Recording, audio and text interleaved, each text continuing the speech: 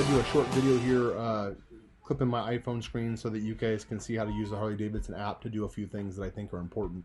The Harley Davidson app, much like the older Garmin app that is now discontinued, you can't use it on the new iPhones. That you could download all the maps and all the points of interest and such. That app is no longer available from Garmin. I guess we were all not giving them enough money. And while I like Garmin products, I don't like having to pay every year to use something. So this HD app is actually pretty efficient. I've played with it some. The one downside may be that you can't really change and look for something new while you're writing. So you gotta stop. For me so far, pull out the app, put in the next place you want to go, and then let it search from there and find it and go from there.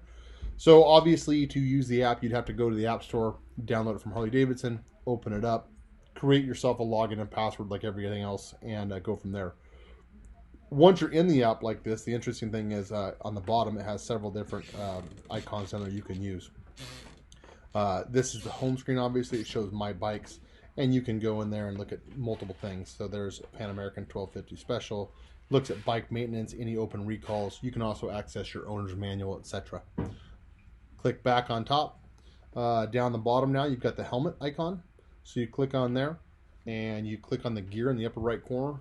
Brings up the language that you're at, the region that you're in, measurements in Fahrenheit or imperial, navigation voice options, voice commands, offline maps. So I bring you here because the big thing is obviously voice commands. You may need to to get used to how the system works. You may need to add some different things to make it work properly for you. Additionally, offline maps. You can go in here and it shows how much storage is available on your phone, etc., and then you can download more maps. So obviously, I think the North and Central America, and Canada was about 10 gigs. So you're going to need a pretty good phone to get all that, but you can also just get pieces of what you want. So if you go to download more maps, you can see here some generalizations. North and Central America, 7.3 gigs, etc. And you can go through and you can just download the US, just Canada, whatever you need to get. So there's definitely some options. I have plenty of room. I downloaded North and Central America basically. So again, it makes it kind of nice when you're ready to use this thing. We're back to that main screen. On the bottom, you've got other stuff down here. So you're going to click on the maps, and you're going to see that you can zoom out and pretty much do whatever you want. There's Missoula, California, Vegas, and you can zoom in. There's Vegas. You could pick something here, search here. And one of the cool things that it'll do when you do a search here at the bottom there is it automatically shows you Harley Davidson dealerships. It also shows you rides. So if there's a ride in this area that maybe other people have done and recommended, you can actually pull those rides up. There's one right there. So it's a Death Valley Scenic Byway with Badwater Basin. So it's kind of interesting. You can pull that kind of stuff up, and you can ride it, and it'll take you to the beginning and then let you ride the ride itself. So if you got something near you, it's kind of a handy little feature. And you can create your own rides, and you can share your own rides. So we're going to go back over here, and we can go back to the main there.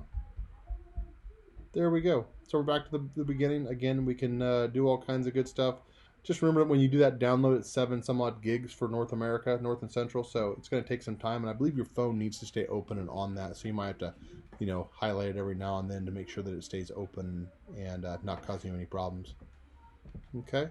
On the bottom, there's also the 3 dots. You can click there, and you can schedule test rides. You can look at other motorcycles.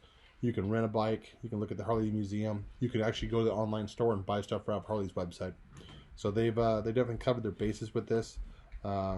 And it seems the navigation seems to work really well. All you do here is you go there, you pick a ride, and you would select this ride here, and you would put ride it, and it would give you it shows you the ride, hit starts, and I believe if you're on an existing ride like this, you can hit start and it'll take you to that ride and give you directions right to it.